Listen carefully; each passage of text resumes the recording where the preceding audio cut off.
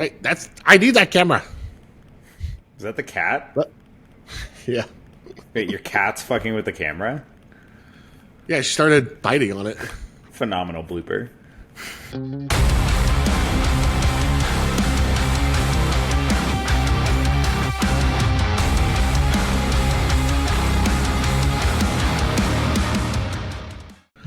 Welcome back to Colors Are a Crutch. My name is Jordan, a.k.a. Steeleddragon, and I am joined by the greatest co-host anyone could ever ask for, the greatest CEDH player, maybe in the world right now, and a mediocre Rograkh player, but we don't need to talk about that. Max, a.k.a. Wounded-Satellite. How you doing today? I am doing good. Thank you for making me wake up at a reasonable time. That's something I need to get better about, and it's especially good because today I have to go to my best friend in Denver's wedding, so it's probably good to not be in bed all day. Yeah. That's my morning.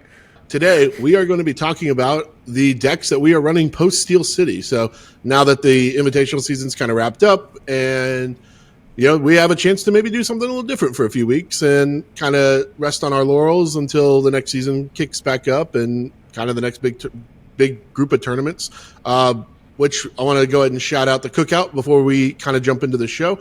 But the Cookout will be at Charlie's Collectibles in October, the early part of October.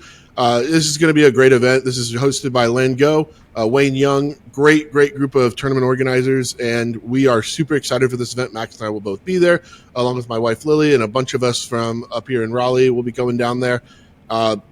We are trying to make this the biggest CEDH event of all time, now eclipsing Steel City. So, join us there. We're hopeful to see you there. We're excited for this event. It's going to be a great time.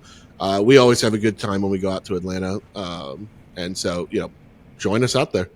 Yeah, and to be a little more specific, it's going to be October 4th and 5th down in Atlanta, and the prizes are ranging from $10,000 is kind of the base minimum of what it's going to be at based on attendance, all the way up to $25,000 if it does surpass Steel City. I'm expecting this to, at a minimum, be a $15K, which is when it hits 256, so realistically we're looking at something between a $15K to a $25K, which is, awesome prizing.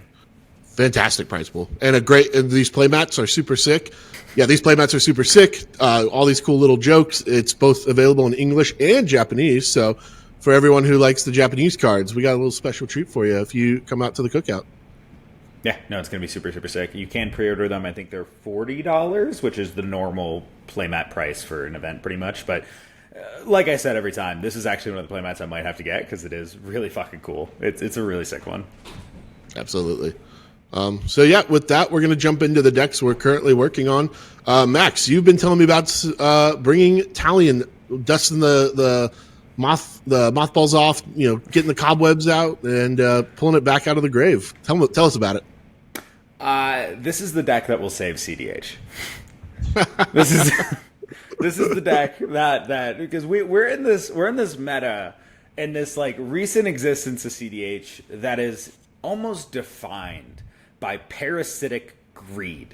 When you really look at the collection of invitational players, and this is not meant to like fully objectify everyone, but like those are the players that had the most success, right? And during the tournament season on average. And if you look at their play patterns and you talk to them about their play patterns, the most common play pattern you will see, not 100% of MV players, but the most common play pattern you see is the I mull for value engine. And I trust my opponents to stop each other until my value engines are in line. And I'm not mulling for interaction. Like, that's not their job. Which is so fucking greedy. And it worked for them. And that's awesome that it was able to work for them consistently. Personally, not a fan of that playstyle.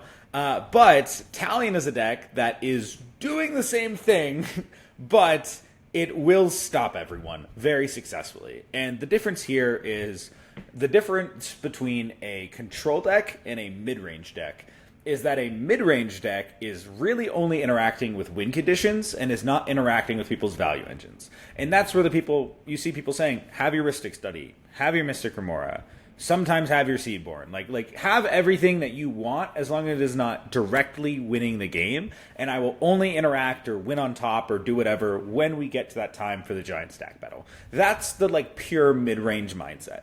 A control mindset says, I do not want you to obtain value. You're okay to have a tiny bit, but I will never let you get too far. I want you to always be on the back foot and playing from behind and uncomfortable. I never want you to feel comfortable churning your engines. And so Talion is like the greatest deck for this. And I know a lot of people in the current meta hate stacks decks, and they think stacks is bad. It's how you utilize stacks that can make them good. And Talion's a really good example of how to properly utilize stacks within a control-based strategy. We're on Karn the Great Creator. We are on Opposition Agent. We are on Dampening Sphere. We're on Weathered Runestone / Grafdigger's Cage. We're on Curse Totem. When you are playing a control mindset, which control does not do the only wait for win conditions thing, you absolutely interact with value engines. You do not want your opponents to have a Ristic. Yep. You do not want to let them have too many creatures on board to start churning their engines. You want to hinder them. And so what's so powerful about stacks is the control mindset of hindering people. You cannot actually interact with everything your opponents do. It is impossible to successfully have a piece of interaction to stop everything that all three opponents are going to do. Not realistic. So when you add in cards like Opposition Agent or Curse Totem or Weathered Runestone or whatever, what's so powerful about that is they almost function like interaction pieces for tons of cards in hands. They are just a piece you can play down where you're not relying on them. You're not saying, this is my entire way to stop you. I have pieces of interaction in hand. But the idea is, I play an Oppo. Maybe there's 6 cards between my opponent's hands that are now blanked and just do not work. I play down a Karn the Great Creator. Now all the artifacts you draw are dead. I play a Curse Totem. Now a few extra cards you draw are dead. You're not able to use your commander in a certain way. Like, it's just doing stuff with these cards that's limiting the number of things I actually have to stop. It's slowly bottlenecking my opponent's outs in the game, and it makes it so I have less things I have to actually interact with. And that's really, really powerful. And I think that it's in a phenomenal place in the meta where people aren't super turbo right now. I think if we do shift towards like a full turbo mindset, which there's a very realistic chance that happens right now because turbo has been pretty successful. But if we stay in this kind of mid-rangey mindset, I think Talion is literally the deck that saves CDH because it just beats everything. Like, it absolutely handles blue farm phenomenally, being on Weathered Runestone, Grafdigger's Cage, Oppo, and just like the full free counterspell package that hits everything. Specifically, a ton of ways to counter creatures for free, even being as deep as like Disrupting Shoal, which Brand Abolisher, Voice of Victory, 2 drops, all that kind of stuff. It hits those exceptionally well. Also has lots of 3 drops for Ranger Captain, Cutzel, whatever types of effects you want to go for there. It handles that exceptionally well. When you look at the Rograkh-Thrasios matchup, you're looking at, again, Curse Totem, Weathered Runestone for Breach. We have Oppo for the creatures. We have Dampening Sphere for the Cradle. Like, it hits all of those things exceptionally well. Also, several board wipes. And it's a deck that can really comfortably play several board wipes. There's tons of times when I'm playing Talion because, again, you want to tempo your opponents. That I will go turn 2 Talion, turn 3 Deluge, or Yahenni's Expertise. Yahenni's Expertise, incredibly underrated card right now. I mean, specifically, there's lots of board wipes people consider that are doing -2/-2 to all creatures. And Talion is in this very specific block that you don't want to play like Languish because it is a 3/4 and you don't want to kill your Talion. -3/-3 board wipes are in the like absolutely perfect place right now because Thrasios is so prominent. So being able to Yahenni's Expertise, kill all the Rograkh in whatever decks. Also, lots of blue farms are on a very large creature package right now where I think the only creature in the deck it wouldn't hit is Knuckles if they're on it. Everything else dies. And then you also get to cast a spell of CMC 3 or less for free. So a lot of times your play pattern in that is like turn 1 land Soul Ring, turn 2 Talion, turn 3 Yahenni's Expertise, wipe the board as tempo, put into play a Counterbalance or Dampening Sphere or Weathered Runestone or something for free from your hand, which is a super phenomenal play pattern. And then you're just grinding the card advantage game. It is, I know I've tried to lean away from all the like copy enchantment effects. Talion as a really hardcore control deck is based on card advantage. And I used to not need those things because we had Mana Crypt and Jeweled Lotus, which made the Talion plan a lot more consistent and just like the overall Ristic plan a lot more consistent for quickly coming down. Because we lost those cards for that initial burst of card advantage, we do have to rely on a little bit more of the copy effects. So we do have copy enchantment, Mirror Maid, and such. And we're even on Fairy Mastermind, Polywog, like all the little ways to draw cards. But then the rest of the deck is entirely interaction. And a lot of people will look at that deck and they'll say, how the fuck does this ever win the game? And the answer is... I mean, that's what I asked, right? Technically, it has Thoracle. but you don't want to ever cast Thoracle. Talion is actually a bad Thoracle deck, specifically because of Talion's draw, or Warframe Mastermind's draw, or Polywog's draw. If you're going to Thoracle, I strongly recommend that you cast Thoracle ETB on the stack, dress down, then cast your Demonic Consultation or Tainted Pact is a really good play pattern. Works really well. But really, the primary goal is to just win with Hullbreaker in the late game. And it is a difficult deck to win in time. In time Swiss rounds, it is something you have to get really accustomed to playing. It is one of those decks that you have to have a really friendly conversation at the beginning of the game and just say, hey, I am playing a slow control deck. Because of the way this deck goes and because of the situation with time here, I am going to be pushing game actions. It's nothing personal. I just want to set that tone right now before the game even starts. I will call a judge for slow play. And you do just have to stick by that. And that's something I even did back when it was 90-minute Swiss rounds when I won a tournament with Talion, a year and a half ago at this point. But it's just something you got to do. But the deck can absolutely win in time, especially because you get to a lot of game states that it's you've shut down your opponents really efficiently with an Oppo and a Karn and a Curse Totem, and they can't really do anything. And so they're just drawing and passing every turn, and you're going great, and then you tutor for the One Ring, and then in the slow down game state, you burst ahead, and then you win. It's not that difficult to win in time, but also it is one of the greatest untimed decks of all time when you do get to the semifinals and finals rounds. Holy shit, is it going to cook? So yeah, I'm super excited about Talion. I'm not sure when I'll be bringing it to an event. I'm right now still on Rograkh, and I think Rograkh is beyond busted, so I'm kind of still playing that. But I'm very interested in seeing if I can bring back Talion and bring back hard control and show the power of the deck that I believe can save CEDH right now, because it just absolutely deals with everything in such a perfect way.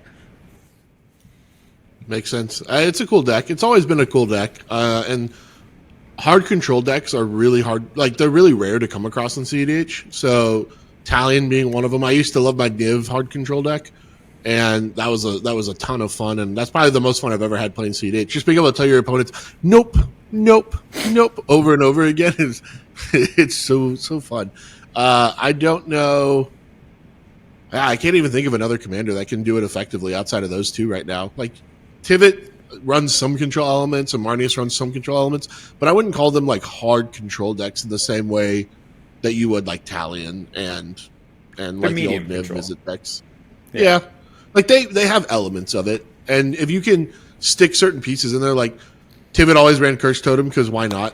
It's just powerful, and I know some, but using that also in some blue farms were running Curse Totem for a bit there, so it's not. I don't know. You'd never call Blue Farm a stacks deck just because it runs one stacks piece. Nope. But yeah, I can't think of another control deck. Can you, outside of those two? There's nothing that's really jumping to mind. I mean, there's some that have the option to be built as hard control, but they usually aren't. There's various Dimir commanders. You can look at Yuriko, and Yuriko tends to play a ton of free interaction and stuff. You know what I mean? But they're not purely based on hard control. There's very few decks that are purely based on hard control. Yeah, and a lot of them just disappeared, right? I saw there was a lot of Elevir, I feel post-ban early on, and I haven't seen that deck in a while. That's stacks. Yeah, that's what I'm saying. Yeah. Well, but that's a different category. That is a different category. That's fair. But, I mean, stacks is just a form of control in a way. Agreed. Just a variation of it. Yeah. The Sephiroth decks were kind of a blend of control stacks. You haven't seen that in forever. Oh, yeah. Sephiroth was a stacks deck. Sephiroth was a Rule of Law stacks combat deck. Yeah.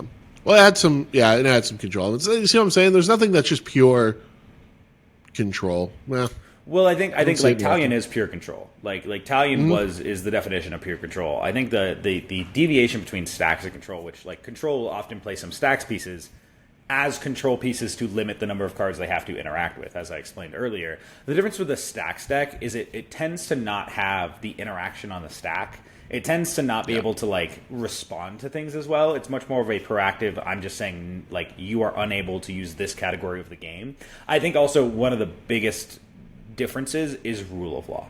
Because when you look at control decks in CEDH, a lot of times their advantage is based on their opponents taking game actions.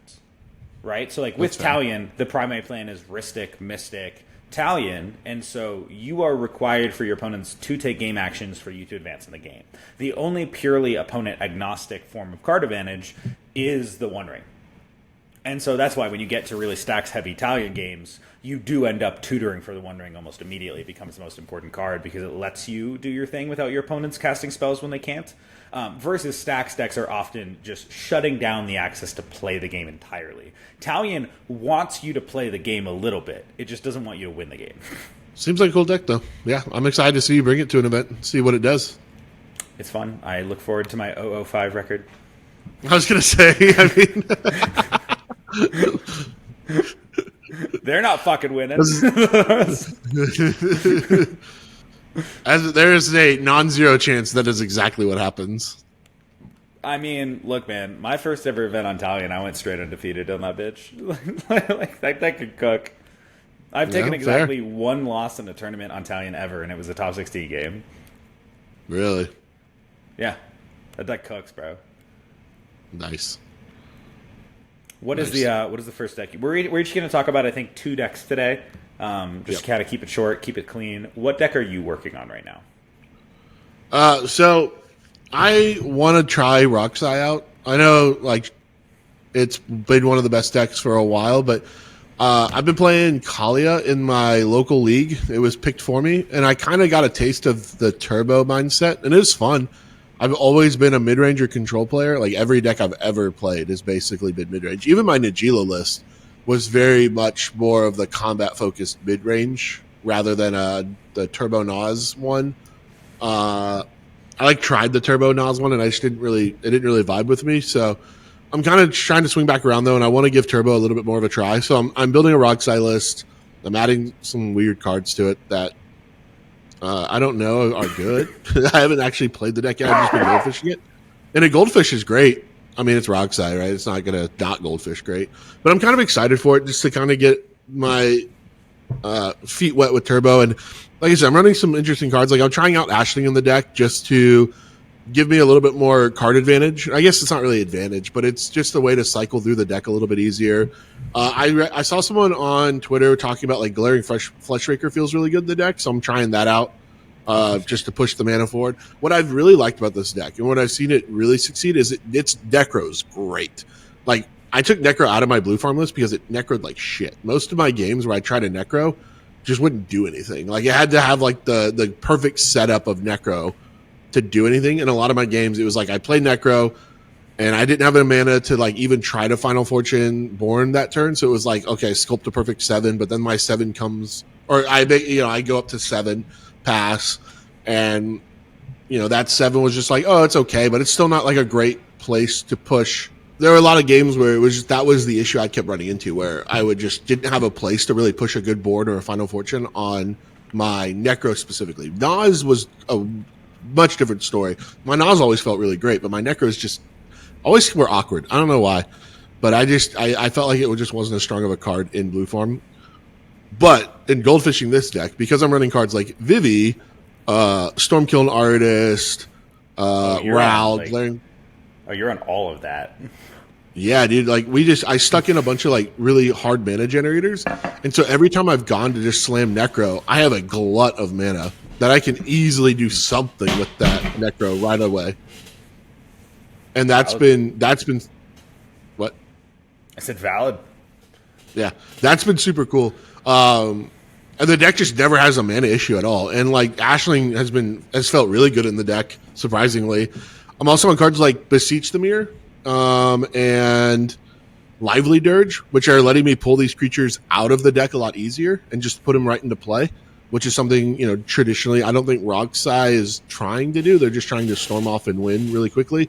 But one thing I've noticed when I play against other Rograkh players, if they can't set up quick enough, like by turn 3, a lot of times they just kind of fall out of the game really quickly and never play catch up. That I'm not saying that that's what happens every time, but I've seen a lot of Rograkh games go that way, where it's just like if they didn't finish by the game by turn 3, they're kind of just sitting there afterwards.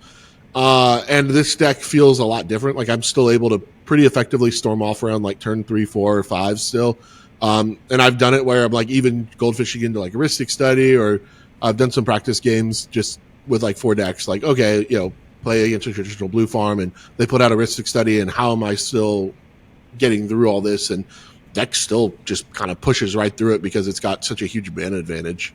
It's been interesting to goldfish. I have not gotten to play it yet in an actual game. I'm still trying to put together all the cards for it. the second deck I'll talk about ended up taking a bunch of them, and I'll talk about here in a bit. But this deck has been really cool. It's still running most of the traditional Rockside pieces. We still got Nas, Necro, like I said. We're not on Necro Dominance, but if Necropotence keeps feeling as good as it does, there's a consideration to go on Necrodom. We're a little low on our land count. Yeah, that's the thought, right? Right now, I'm just like, okay, we'll try some other stuff first, and then we can throw Necrodom in if opportunity presents itself. But I'm only on 23 lands, which I think is a little low for even for Rockside. But I was looking at some different lists, and it seemed like some people were comfortable going down that low. So, and I haven't had any issues in goldfishing it. So far, so good. Yeah, it's the deck just makes so much. It's going to feel low for your variant. Like the fact that you're an Ashling and Stormkill and all these like 4-drops, I think it increases the likelihood you might want a 24th or a 25th land. It's kind of funny to me that you were like, oh, I'm testing out Turbo, and then named a bunch of mid-range cards for Roxai. Well, the funny thing is, I've been able to get these cards onto the battlefield like turn 2, and then they just help me storm immediately off into a win. Like I'm winning most games still turn 2, 3 while testing, but that's good. Yeah. Just there were some games where it was like, okay, we're in turn 4 now, and turn 4 is traditionally no man's land for Roxai, from what I've seen, and deck still was like, oh nope, we're gonna explode here now. Like we were a turn behind, maybe where we wanted to be. Like it was because it was like. I set up a game where I had where I was playing all 4 players, which I know is kind of like cheating or whatever, but it was like, okay, how would I make the most optimal play in each of these situations? And it was like, okay, Blue Farm would obviously counter an engine probably coming from Rockside really quickly, and then the TNT player would set up doing this. I was just kind of like trying to theory game it out about how this would actually function. And I got to a turn 4 with Ashling out, and I wiped the board and then just stormed off from there. And it did feed into the Blue Farm's Ristic, but he didn't draw enough interaction to stop me from just storming still. So that was cool. So you hypothesized that the Blue Farm did not draw enough interaction to just... Well, I was playing as the Blue Farm player, drawing cards and not drawing an interaction. So you actually had the deck as well. I understand. Yeah, I had all 4... I had all 4 decks set up and was theorizing how this would actually play out. Because I wanted to see, because I did feel like, okay, these 4-drop engines might slow this deck down too much. And that was a worry. But it felt fine while I was testing it. So, because we're still running everything, right? We're still running all of our fast mana, like Infernal Plunge and Dark Ritual and Cabal Ritual. And we're still gunning really quickly. And we can still do all the traditional Rockside stuff, like wheeling really fast. It just felt like as soon as we put one of these mana generating creatures onto the battlefield, the game plan just got really the game closes really quickly from there. If you guys would like to see a gameplay episode of Jordan sitting at a table alone playing 4 CEDH decks while putting on a different hat when he moves to every single chair and politicking with himself as he has to continuously run around to the other side of the table, please let us know, because I can convince that to happen. Oh man, that'd actually be kind of fun to film, legitimately. You got to wear a mustache for one of them, like quickly throw on like the mustache. Oh yeah, glasses. That's the fucking RAL player, just you want a wheel to happen. We do. We don't even show me moving. We just show cuts to each person. Like when you see a movie where the actor's acting as multiple people, and you just keep cutting in between each one. You're I'm not sure about this. Cut to the next one. That's your fuck. What's the actor who played a billion characters? Tyler. Is it Tyler Perry? Tyler Perry. Yeah, you're going through your Tyler Perry arc with CEDH, where you're just constantly fucking mimicking people. But I am interested to see how this deck plays, because when I think about Roxai, and I have played Roxai, I've played it in tournaments before as well. I think of it as a deck that is pretty much all mana. It's a deck that when you're mulliganing Roxai, I think the biggest mistake people make when mulliganing Roxai is keeping the all mana hands, because there's so many all mana hands, because you're on just a ridiculous quantity of rituals, all that kind of stuff. And what you actually need in Roxai is the payoff. You need the tutor, you need the necro, you need the Nas, you need the wheel, you need some form of payoff. That's really what you're mulliganing for. And you will mulligan so aggressively for that payoff because so much of the deck is mana. And so, like, you'll keep, if you mold a 3, you'll keep 2 lands Demonic Tutor, not 2 lands Mana Vault. You know what I mean? You'd rather have the access to the payoff and trust in drawing into the mana. You never want to keep the all-mana hand, because then you just draw into more mana, and there's no outlet for Rograkh in the command zone or anything like that. So you have no way to transition that mana into cards without having the payoff. And so my concern when you say, oh, I'm playing VV and Stormkill Artist and all these things that are generating mana for me, is how does that work with getting hands that are producing the mana and having the payoff? I'd worry about relying too much on those. That's my initial hypothetical concern. I could be completely wrong, and it's totally valid, and they're great pieces. But I feel like the power of Rograkh is going as fast as possible, and I don't think mana is often the choke point, so I'd be concerned about over-relying on taking a turn off to play a Stormkill Artist rather than just ripping a win I could probably get anyway. Yeah, I think that's a fair concern.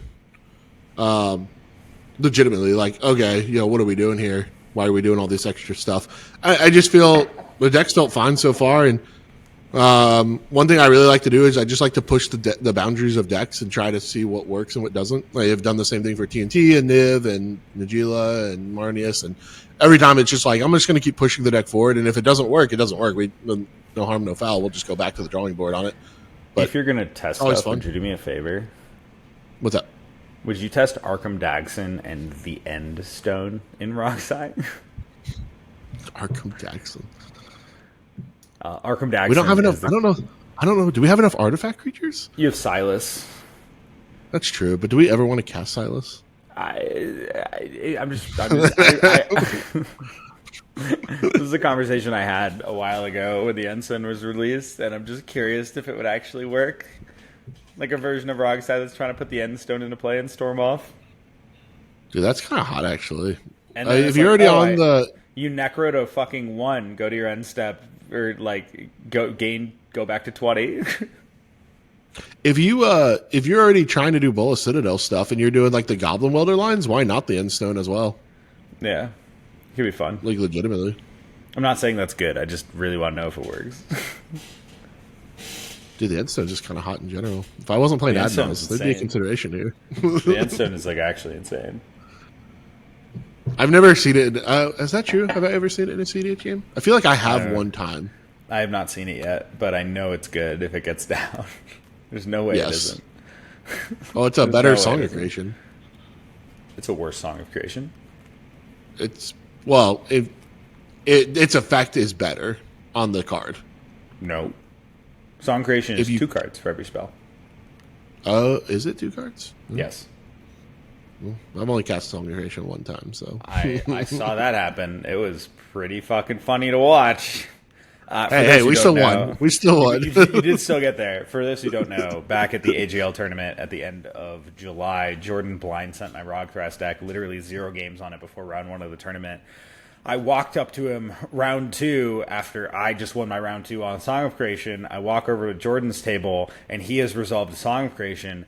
I immediately take out my phone to film this because I'm like, I have to film Jordan's first win on Rograkh. And he did get there, and I was filming part of his first win on Rograkh, but really what that video was watching Jordan stumble like a toddler who has just learned to walk through one of the most cringeworthy turns of constant mistakes I've ever seen in my entire life. And I understand it's his first time doing this on the deck, and I have to give him some slack there. But it was also, Jordan can admit, so bad. It was really bad. Like a baby deer. Bro, he forgot to untap his lands with Cloud of Fairies, and judge called and actually didn't get to untap them, and was missing all of his Valley Floodcaller untaps with Earthcraft, and was forgetting to say what his clones came in as, so they were just sitting there. It was stumbly. It was very stumbly. The Cloud of Fairies mistake. Well, because they distracted me during the Cloud of Fairies thing, even after I put the trigger on the stack. Because there was a question. So by the time I went back, I was I just started doing stuff with the assumption I'd untapped. And then the judge call happened while my clone was on the stack. So then they tried to gotcha me on that, which they did successfully gotcha me. And then I feel it was bullshit because you did say I'm going to be untapping these lands on the trigger. You did declare all of that and then just never physically did it because there was a political conversation. Yeah, and that was super annoying because then they just passed on it, and then I was cool, and then I just kept going, and then I was I forgot to just do the manual untap, but I did announce the trigger. And then they tried to gotcha. I feel like that was an incorrect judge call, genuinely. I don't know. It didn't matter. I had so much mana, and I like all those screw ups, and I still had an obscene amount of mana anyway. Yeah, it was just frustrating because it started with the political discussion over my Cloud of Fairies, and it was just a cascade of mistakes from there. Because initially it was clean, and then that happened, and then whoop, I wasn't there for the clean part, bro. I only saw when it went downhill. Well, you came in, you walked up after, like, right as the political conversation was ending, I think, and then the Cloud of Fairies thing. Yeah, that was super annoying, and I know that they knew that I'd forgotten to untap my lands because they didn't call it until after I was doing something else, and then he's like, nope, and I was like, okay, bro, sure, whatever. It was my mistake, but still frustrating that, because then it was frustrating because then I had the clone on the stack, and then I was like, yeah, it's going to be this, and then it just. They were like, well, what is it when it came back in? And I was like, oh, my God, are they about to gotcha me again? But thankfully, no one said anything by that point. Yeah. Because I was trying to do double Valley Flood Caller shenanigans. But then I fucked that up too, so whatever. Then they tried to gotcha you again in round 3, and I had to yell at a guy to fucking concede. Bro, I understand the desire to win at all costs, but man. I'm not about it. Don't jip people out of wins that they deserve. Like, I will stand by this forever. If you are against a Tivit, and with 1 minute left on the clock, Tivit is able to assemble their time sieve Tivit combo, just concede the game. Just concede the game. Stop trying to fucking get people out of wins on bullshit. Like, I will always, if you're playing Tivit and you're against me, and you assemble your time sieve combo with 10 seconds left on the clock, I will concede to you. I will do it every time, because it is the correct thing to do. Yeah. I mean, right, at the end of the day, they are my own mistakes. And so, like, if I lose to them, I'm not going to be mad at other players. But it is just one of those things where it's like, bro, like, being a good sport, like, you lost. Like, I played this fairly, and I'm getting got on just dumb shit because, like, if we played out the natural Cloud of Fairies thing and no one had just stopped to try and have a discussion that didn't matter because no one had anything anyway, it was just talking to talk, nothing would have happened, right? Like, I just would have gone on with my lines and done all my stuff and won. But instead, they have a discussion. Everyone reveals they don't have anything. They still have a long discussion. And I'm like, guys, can we do something here? And then, yeah, and then the other one. In those moments, I say, if you do not have a game action to take, please pass priority. Yeah, like I'm going to call a judge. Yeah, those can be a little frustrating sometimes. Like, I understand, like, everyone needs to plan and talk about what they've got, but it is a little frustrating when people are having discussions still and not letting you progress while everyone's admitting we don't have anything, we have no actions we can even take. Like, that can be a little irritating sometimes. Absolutely. It doesn't happen often. Like, it only has happened to me a handful, like a very small handful of times. But it is frustrating when it does, because you're like, guys, please stop. Just let me do my thing. Please relax. 100%. Because, like, when I'm losing, I just sit there. I'm like, yep, I have accepted my fate. This is happening, and there's not 100%. A damn thing I can do about it. 100%. Is there anything else you would like to say about Rograkh? No, I'm just excited for it. I need like 5 or 6 more cards to finish putting it together because I don't have like an extra City Traders, and I got to proxy that. I have an extra gold bordered one if you need it. Like permanently? I can have it permanently? Well, you can use it for now. Yeah. Well, that doesn't help me today. I mean, I have a real City of Traders, so like I don't need that one.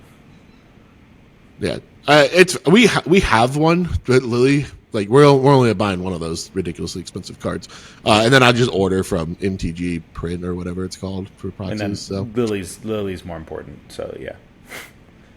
No, she always gets all my good cards. She's got my nice Thassa's Oracle.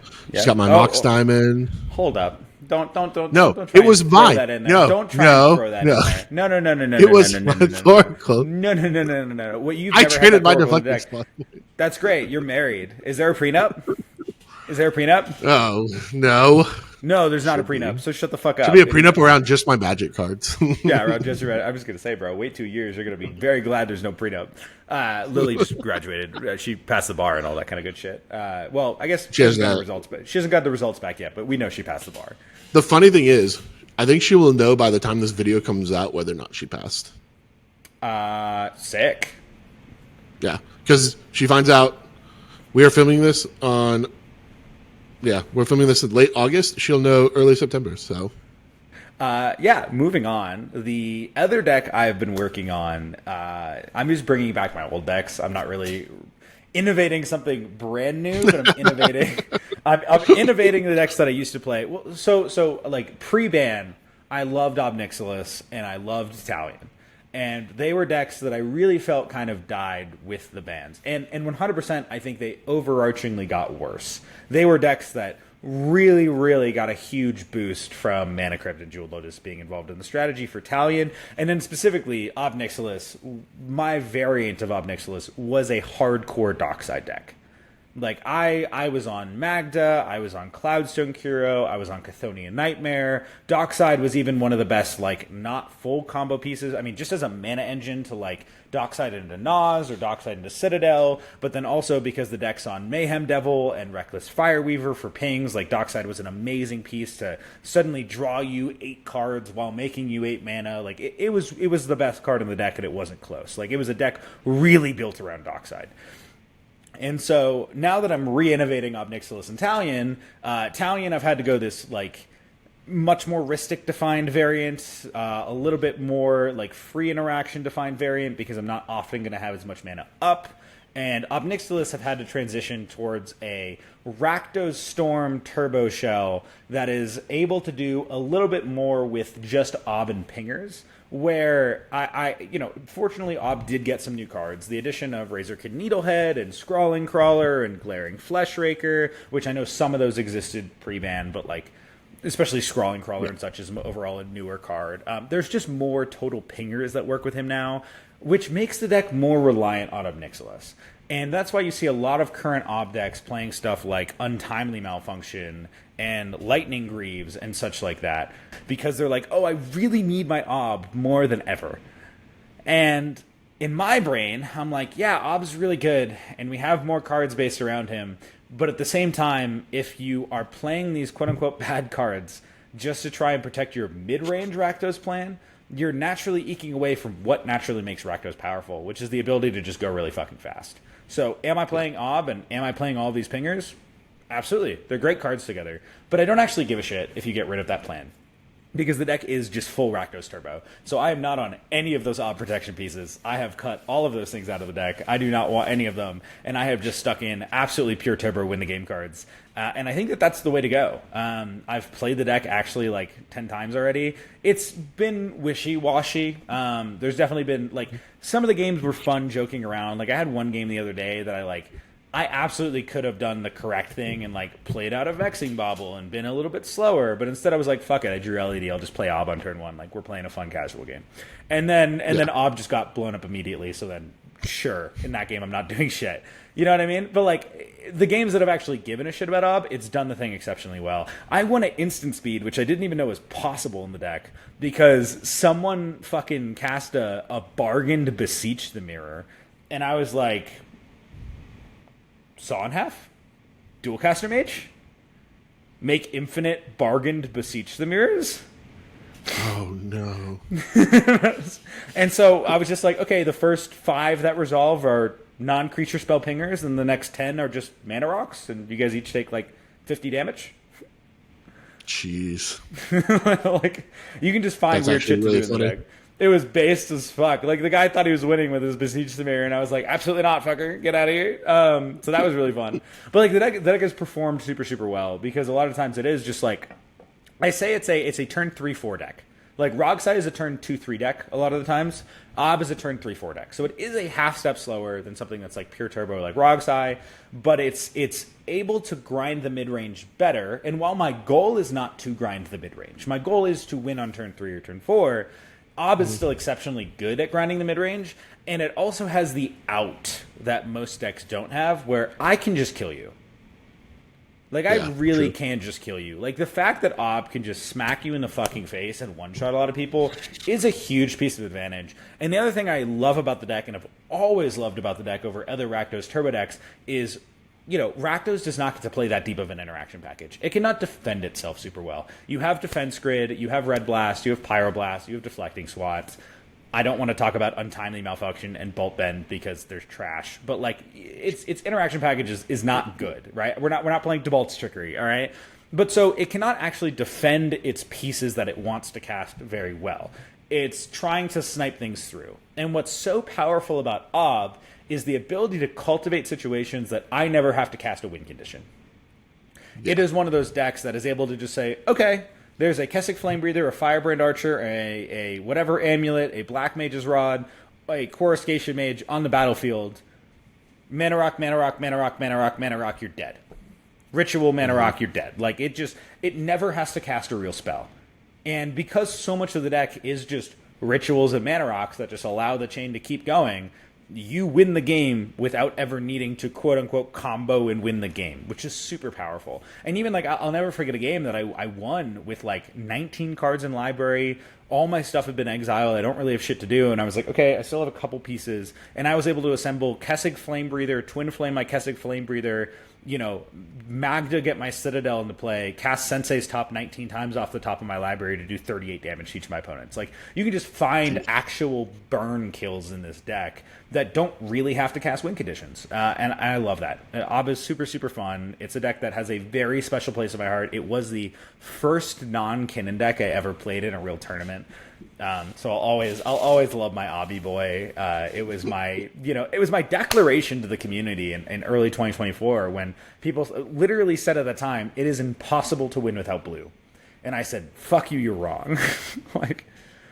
So I love that deck, and I really wish it had Dockside still. Like, that was what made the deck work, but I think I've got it to a place that it's as good as it can be without that, without committing too hard to the mid-range. Because that's what I see from a lot of other Ob deck lists right now. They're on all of these protection spells for Ob. A lot of them are on stuff like Rev and Professional Facebreaker, and Knuckles is this like slower treasure package, which 100%, when all of those gears start cooking, is great. But that's a lot of high CMC stuff that's harder to get down, and I'm not trying to be that slow in this deck. My goal is definitely to go faster, and I feel the power of the deck and the power of Rakdos to even play those colors individually is to go faster. I think it's not the right plan to try and grind the mid-range as your main plan in that deck. So yeah, that's one I'm super excited and happy to have back. And finally, I have a very blinged out collection of the staple black cards, and so I'm glad to finally be able to use those again. Nice. Sounds fun. I played against a lot of Obnix pre-ban because our buddy Jake mained that deck for a long time, and before he got really frustrated with it and sold out of Obnix and switched over. But it always looked like a fun deck, and the pingers were always like a cool element to it. My issue with the deck has always been that it's so commander reliant, so that in a lot of games I watch, if the Obnix does get blown out, it's hard to come back from it. And I know, right, like you can build the list in a certain way, but I feel like if you're not optimizing into Obnix, it's kind of like, why am I building this deck?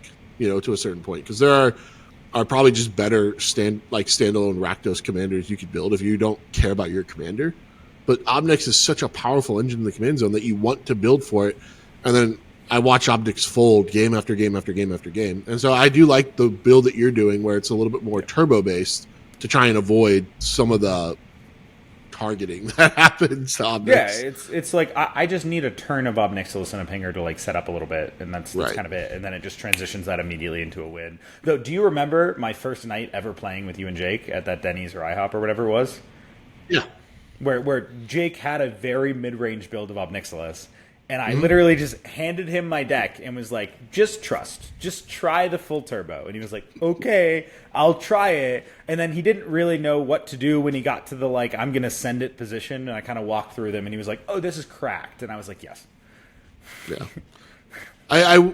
Yeah, unfortunately, he just wasn't able to find any success, I think, with any version of the build consistently. Like, there'd be a tournament where he'd do really well, and then another tournament where everything would go completely wrong for him.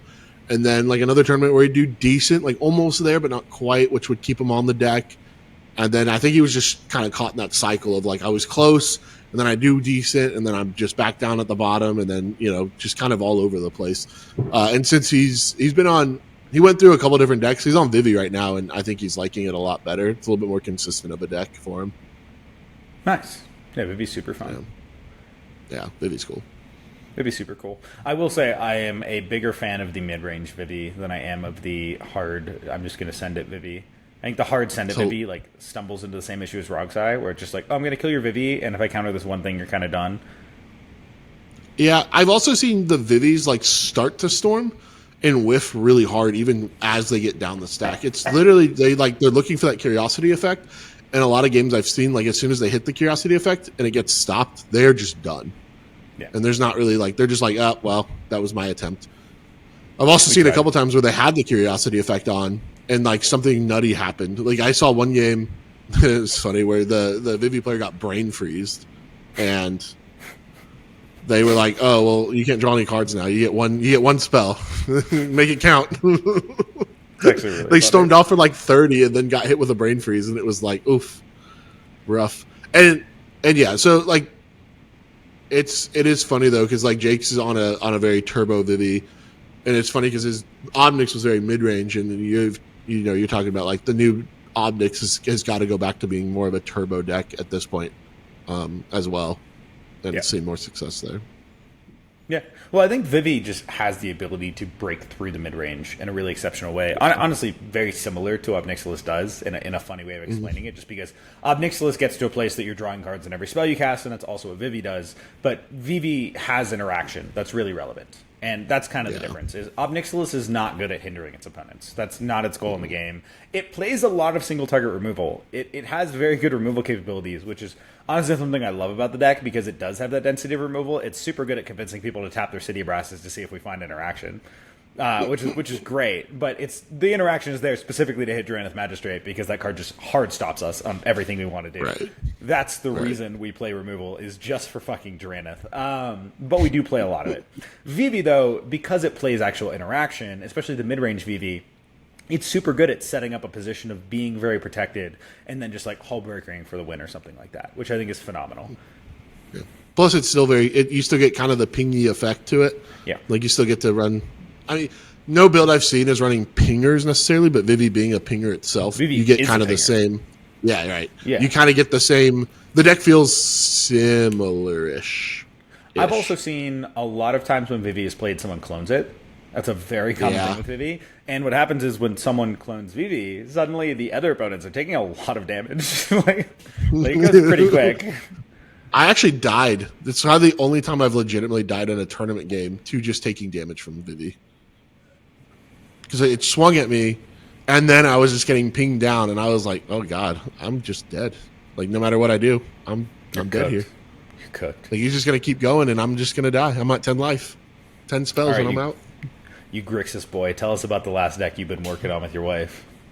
Okay, yeah, so Lily has been really frustrated with her Malcolm Vile list lately. And it's one of those situations where I think Malcolm Vile is still a very good deck, but, big but to that, it's in a weird place where the amount of creature decks that have come into the format mean that there are people running more creature removal than ever right now, which means that the best line in the deck, Malcolm Glithorn, is no longer as good, because Glithorn now eats everything. It can eat counter spells, it can eat removal on the stack, Malcolm can eat removal on the stack. I've even seen a game where it got fucking trick-minded, which was unbelievably wild. Really funny. Like there's all these things that can hit Glithorn. It's actually not as hard to deal with once you understand like where the interaction point is. You just got to do it before it's deep into combat and she can just go on top. And as long as you understand that, like the deck's actually kind of folds a little bit easier than you'd expect, especially for a creature combo. And I think it's just because so many people are running creature removal right now. And so the deck, I think, is just really struggling. It doesn't necessarily go fast enough to get under turbo, or not under like the Ristic engines and the other stuff like decks like Blue Farm and TNT and those others are running. And so it's kind of in this weird place where it's not quite fast enough to get under engines. But it's not grindy enough to outgrind the best decks like TNT and TNK and some of these other ones like Kinnan that'll just sit there and outvalue you. So we've been trying to figure out what can we do, because I don't think the deck's ever going to be Rogsai fast to where we can try to win on turn 3. Not without the old cards like Dockside and Mana Crypt and Jeweled Lotus, and we're never getting those back. At least not Mana Crypt or Dockside. And so I think the niche of this deck is we can't push Glinthorn that fast anymore. And so we really need to find ways to win on like turn 4 or 5 consistently, being able to slam through engines that also are a little bit harder to deal with and stuff that's going to close the game really quickly. And so we explored some different ideas around what that could look like. And we kind of settled on this treasure dragons build because the dragons are just dumb. And so the 3 dragons we're running are, of course, Niv Mizzet Perun, which is my favorite card, one of my favorite cards in all of Magic, probably top 3. Niv Mizzet Visionary, and Hoarding Broodlord. And these 3 are kind of backbreakers every time they hit the board. And we're actually running things like Tandem Lookout. We're running the Curiosity effects. Because we're also on Vivi. And so really we're taking all these different ideas and all these really powerful creature combos and kind of throwing them all together and giving us a really nice amount of stormy alternative wins than just, we're going to stick Glinthorn or we're just going to try and pivot into breaching on you. Well, we've got a couple other things that we can do now. So this deck is easily able to play into these big dragons because it makes so much mana. We've got Malcolm itself is, of course, a treasure generator. You put Malcolm and Kedis together and you make a bazillion treasures. It's also running Knuckles, Lightning Recruit, Magda, Professional Facebreaker, Ragavan. Like, we are making a ton of Vivi itself. Like, all these cards are making a ton of mana to help enable the Dragon plan. You're still also on the traditional cards like Dark Ritual, Cabal Ritual. It's running Culling the Weak. Like, we are going to get into our big dragons. It's very easy to win with Hoarding Broodlord. Broodlord can be one of those cards that can also just win out of nowhere. And I think that that's something that this deck was lacking. It's just like, it was very predictable. We knew if you moved to combat, you were probably putting Glinthorn down and trying to go, or you're breaching. And because those 2 wins are just so predictable, and I'm not going to say they're easy to stop, but without silence effects, it does become a lot easier to just kind of win through those. And the best silence effects this deck could run were like Defense Grid, which is really bad, I think, right now in the meta. And you could run the Conk's Flail, but you don't want to make Malcolm a target, so it was always kind of a weird card to run in the deck. Like, it was something you almost didn't want to do because you never wanted your Malcolm to actually hold the flail because you don't want it to die. And so it was just like the cards were in these weird spots. And so we obviously started working on this too before Spider-Punk was leaked, because I think Spider-Punk does help the Malcolm list a little bit. It's one of those dangerous cards. It's like a docent, but it does kind of help that problem. But we tested a deck, and it is remarkably consistent at putting up the big dragons and then just kind of winning from there. Because once those dragons are into play, obviously Broodlord wins on the spot, but Niv Mizzet Visionary, what Niv is Mizzet your Perun. Broodlord package? We're down. Yeah, we're on. When you do the Broodlord package, you get Saw in Half. And then you saw in half the Broodlord, and the first one you get is Burnt Offering, so that you can sack one of the Broodlord copies and make 7 mana. And then usually the other one you're getting is Breach, and then you're going to Breach, and then use the Saw in Half again to Saw in Half a Broodlord, the remaining Broodlord, and then get your other 2 pieces. I was just curious if you were on tier or not. Yeah, I don't think you need to be honest, because Breach is just so succinct. I mean, this deck just could play Pier based on the amount of mana it makes, but yeah. Yeah. And honestly, like, because at one point Nas was in the deck still, and we were like, maybe Nas shouldn't be in this deck. But I've been playing, so like I said before, I've been playing Kalia, and Bad Dog has Nas in his deck with all those ridiculous demons and dragons, and it actually works. Like, 100%. Legitimately works. Yeah. So I was like, when I was building on Nixilis, I actually spent a lot of time talking with Jacob, and I was asking him specifically about Ad Nauseam because he was playing Ad Nause in his very high CMC deck. And at the time, Ob Nixilis was also a pretty high CMC. And he had a really good conversation with me where he explained to me that Ad Nauseam is not a question of how deep you can go. That's not really the way you want to think about it. It's not, the average CMC of my cards is 1.2, so I'm naturally a good Nause deck. No, because if you can't make mana on your Nause, you can't do anything with those cards. And so he explained to me that ad nos was not a question of how deep you can go. That's a helpful thing to look at. But what actually is a question of nos is how much mana can your deck create. And the same way you're saying that Rog's has been necroing phenomenally, it's because it makes so much mana. It's because it transitions those cards so well into it. And, Ob Nixilis is a deck that's on Desperate Ritual, Pyretic Ritual, like so many fucking things, Rain of Filth, whatever. So as long as you are able to get the mana off your nos, it doesn't matter if you go that deep. You just need mana and a tutor. That's the question. Yeah. Truly, right? And I think, like, we took Adnals out for now because Lily wants to try Knuckles. And we felt like we had enough cards that are just tutoring through the deck anyway that we're fine. I think as it stands, Broodlord's a really good replacement for Nas in a sense of like it's just gonna once it lands it wins, and so right now I think we're fine testing without Nas. Obviously, it's kind of in our sideboard. It's something we can come back to, but the deck is really fun. It's like I said, it's really dragon heavy, which of course is my heart. I love dragons, but there's a lot of cards that also are really, really busted with curiosity effects. And so leaning into the curiosity effects has been really interesting for the deck.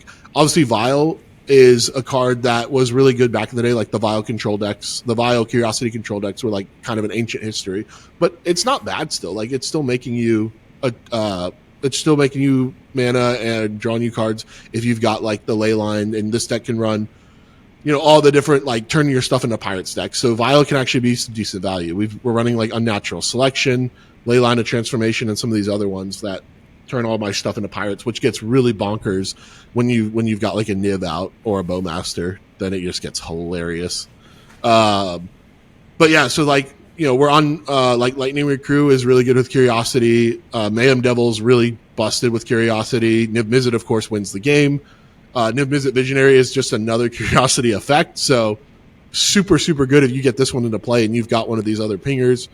Bowmaster, of course, super powerful, and then Vivi itself. And so you've got all these cards that layer really nicely with all the curiosity effects, including one of your commanders, and you actually end up creating like a pretty strong deck that can actually outgrind at that point, because now you're taking cards out of play with cards like Mayhem Devil and Bowmaster while also enabling yourself for it. And then, of course, if you can get something off like a wheel, you just go nuts.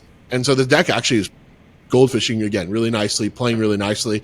And Lily will probably be testing it tonight live for real and seeing how it does. That's awesome. Yeah. No, it seems super fun. I would love to see that list and actually go over it with you guys. It seems like a really, really fun strategy. It's been cool. It was funny because we had actually cooked up this deck prior to the bans, and we thought with the loss of Dockside and Jeweled Lotus, the deck wasn't viable anymore because a lot of the deck was Docksiding into one of the big dragons and then storming off and winning. Yeah, like that was super easy at that point, and like it was like, okay, without Dockside, I don't know that the strategy is really there. Honestly, it was kind of like Vivi, and looking at how busted this card is, was like maybe we can find ways to make this strategy work again. Mm-hmm. And with all the new treasure generators they've printed, and looking at the treasure blue farm lists that have been running wild, and I know we're missing some of the big treasure generators from that list. Like we're not on. We obviously don't have access to Smothering Tithe and Taru and Lotho, but they're still running, like PFB still really busted, and Knuckles is proving to be pretty powerful. And then, of course, we still have Malcolm. So, like, we have our own version of being able to make a lot of treasures, and I think it's still going fine. Yeah, 100%. I mean, just having Malcolm Kedis even, and just, like, makes it so much easier. It's so dumb. It's so gross. People forget that Knuckles wins the game with 30 treasures. I'm honestly curious to see like how often that might just come up accidentally. Like you're just Smothering Tithe for a bazillion and everyone forgets about Knuckles, and it's like the past your turn, you're like, cool, upkeep trigger, I win, and everyone's like, wait, what? And you're like, yeah, I have 40 treasures. They're like, remove Knuckles, and you're like, triggers already on the side. Yeah, Force of Vigor, hit 2 treasures. You're like, cool. Yeah. I have 38 treasures. Like, we good? I win? It's going to catch somebody one time. You know it is. Oh, 100%. It will occasionally happen, but it's not something you're ever really playing Knuckles for. It's not a reason to play the card at all. No. But it is going to be funny. Like, when, like I said, someone's going to pass you, and you're going to be like, 10, 20, 30, 40, 50. Yeah, cool. I win. Cool. GG's. Oh, shit. We didn't read that card. All right. Yeah, so those are the 2 decks we're working on. Actually, last thing I do just want to shout out one more deck. Not one that I'm like hard working on, but just because I think it does deserve the shout out. Niall Kelly's Timna Halana deck from I knew you were going to do it, bro. I knew you were going to bring it up. It's so sick, bro. There's a lot of decks I try in CDH where like someone hands me a deck and I'll play it and I'll say, oh, cool, it does the thing. It's a very rare time when I play a deck and I really get the feeling in my bones of like, oh, this deck's busted. Like, this deck's actually busted. And that deck gave me that feeling. It was kind of crazy because that is such a different strategy than anything I'm used to playing. Like, I've never really played Hulk decks or anything like that. That's a new archetype for me that I don't have experience on, really. And Hulk decks are fun. Playing that deck the first few games with it, absolutely stumbling through it, knowing I'm playing it absolutely terribly, and still winning every single game, I was like, oh. Like, this deck can always win. And the fact that you get to, like, play Timna Halana, people think you're going to be going slow because you're on Timna Halana, but that deck will, like, consistently put up turn 2, turn 3 wins. Like, it has the capability of winning turn 3 pretty much every single game. And then even the games it doesn't win turn 3, it is still a deck that can fight through the mid-range just because you can consistently go Grand Abolish or do your thing. Like, it is super, super filled with silence effects. The entire deck is combo. It's not just Hulk. It's on Witherbloom, Chain of Smog. It's on various different Hulk lines. It's able to win with, like, Blood Artist, Forsaken Miner, Warren Soul Trader. Like, it has lots of combinations of cards that get the thing done. And the entire deck is just combo pieces, tutor, silence, mana. Like, that is the entire deck. And it works really well. And when your floor is Timna, you have a very stable floor as a deck when you're a creature deck with a Timna in the command zone. So, like, I didn't really make a lot of changes to it. I think the only cuts I made were I took out the Surveil Land, Tyvar, and Allosaurus Shepherd, and I added in Enduring Vitality, Drannith Magistrate, and Dryad Arbor. Just because Dryad Arbor makes green suns. Mana tends to be the choke point when I tested the deck in Goldfish it a lot, so having Dryad Arbor as a turn 1 green suns option or Enduring Vitality as a way to just buff your mana up has made a huge difference. So really of those in like one more stacks piece than Drannith felt really, really good. But the deck is phenomenal. Not something we have to talk about today like in full, but just wanted to shout out Niall Kelly. Awesome brew you made, man. And I would 100% understand why you were able to top 16 the 20k on that shit. That deck is dope. That deck is super, super dope. Turns out Timna, good card, makes good decks. Timna, very good. Timna, maybe too good. Talk about another day. Yeah, so that's all the time we have for today. Thanks, everyone, for listening. If you have a favorite deck that you're currently working on, post it in the comments, and we'll pick our favorite one, and we'll post the Mox fields for it and shout it out. That sounds like a good time, and we want to see what cool stuff you're working on. But I've been Jordan Drake, a.k.a. Steeleddragon. I've been joined by an amazing brewer who's bringing all of his decks back from the dead, and he's probably going to cook the shit out of all of us on them, annoyingly so. We all know it's probably going to happen. Woundedsatellite, a.k.a. Max. Yeah, I did it backwards. Wow. What a guy. Additionally, we both offer CDH coaching. If you're interested in that, you can hit up each of us individually to do so. Find us through Discord, Twitter, whatever random channels you'd like to. We do have a Colors of Crutch Discord. We'll have a link to that in the description below. Please feel free to join the conversation there. We also do have a Patreon, link to that also in the description below. And yeah, thank you guys so much for listening. We really appreciate you, and we will see you next week. Catch you next week.